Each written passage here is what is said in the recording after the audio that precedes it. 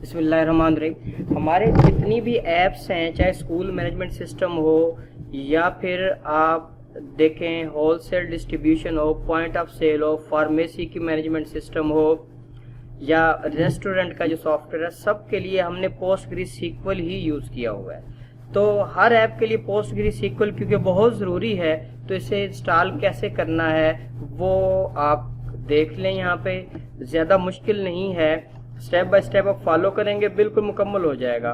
तो आप पहले सर्च कर लें पोस्टग्रीसिक्वल 17 डाउनलोड और ये इसकी वेबसाइट पे क्लिक कर लीजिए।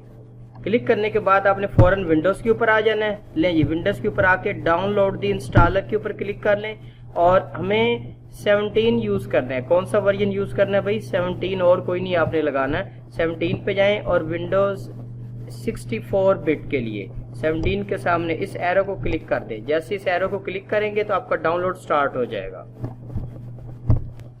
ले हमने डाउनलोड कर लिया। डाउनलोड होने पे डिपेंडिंग अपॉन आपके कंप्यूटर और इंटरनेट की परफॉर्मेंस पे 5 से 10 मिनट लग सकते हैं। तो अब आप इसे ओपन कर लीजिए। ये लीजिए, मैंने इसकी इंस्टॉलेशन शुरू कर दी।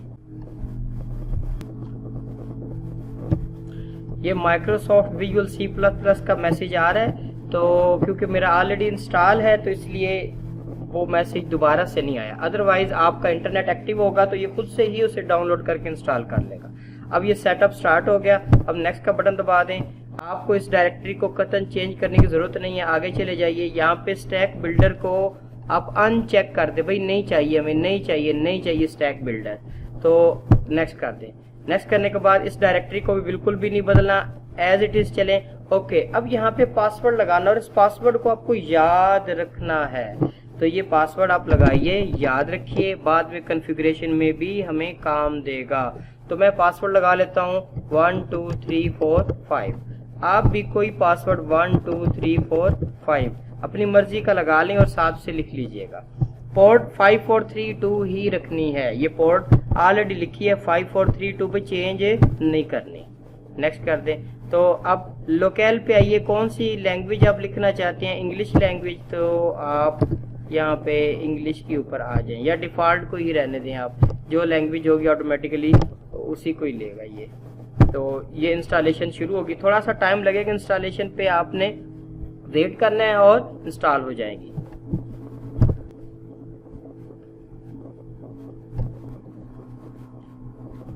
अभी भी इंस्टॉलेशन हो रही है, तो इंस्टॉलेशन पे आपने भी पेशेंट 5 से 10 मिनट लग जाने हैं।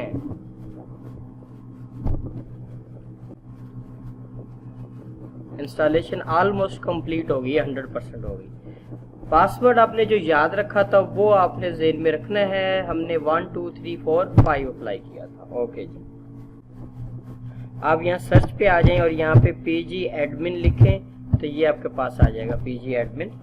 PG एडमिन से हम ये देखेंगे कि कैसे कनेक्ट करना है हम अपनी ऐप को इसके सर्वर के साथ। बहुत सिंपल है, हम पूरी डिटेल में नहीं जाएंगे। हमने कुछ सर्वर में अभी मास्टर्स नहीं कर लेना, सिर्फ और सिर्फ ऐप्स को कैसे कनेक्ट करना है।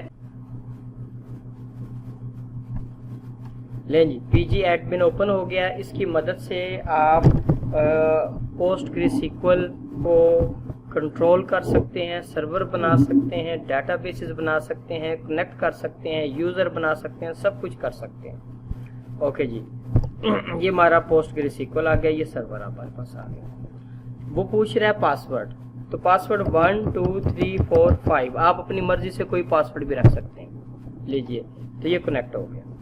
अब आप क्या करेंगे? फॉर एग्जांपल आपने स्कूल मैनेजमेंट सिस्टम उसको सर्वर के साथ कनेक्ट करना है, तो आप उसका डेटाबेस यहाँ बनाएंगे। उसका डेटाबेस मॉर्निंग के लिए मॉर्निंग स्कूल और इवनिंग के लिए इवनिंग स्कूल है। बड़े सिंपल से नाम। अब डेटाबेसेस के ऊपर आ जाएं, ये आ गया। यहाँ से राइट क्लिक कर लें, राइट क्लिक करने से क्रिएट आ गया और ये डेटाबेस आ गया। तो यहाँ पर आप क्या लिख लें? Morning school. ये लिखिए, मैंने लिख लिया मॉर्निंग स्कूल। ये डेटाबेस का नाम है, हमने यही नाम यूज करते हैं, यही रखा हुआ है, तो आप भी इसी को यूज करेंगे।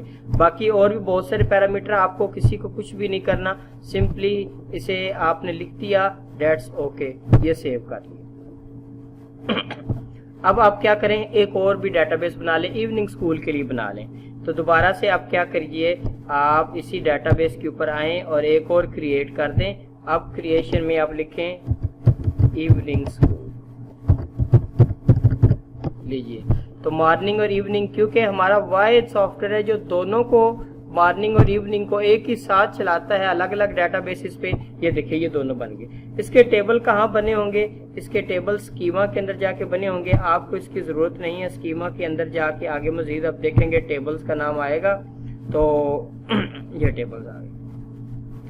अब आप क्या करेंगे, हम ना एक यूजर बनाएंगे, ठीक है। यूजर बनाने के लिए देखिए लॉगिन एंड ग्रुप रोल्स के ऊपर आ जाना। कहाँ आए भाई, login group roles, login group roles. इसके ऊपर आके क्लिक करें। क्लिक करने के बाद ये देखिए क्रिएट आ जाएगा और ये लॉगिन ग्रुप रोल आ गया। तो यहाँ अकाउंट एडमिन, अकाउंट एडमिन हमारा यूजर बन गया। आगे डेफिनेशन में चले जाएं और अकाउंट एडमिन का पासवर्ड क्या है लिख देता हूं मैं, एडमिन 1 2 3। आप अपनी मर्जी का पासवर्ड लिखेंगे। अब तक 2 पासवर्ड हो गए। एक पासवर्ड था 1 2 3 4 5, वो पहले लगाया था, और ये है यूजर नेम का पासवर्ड। इसे सेव कर दें।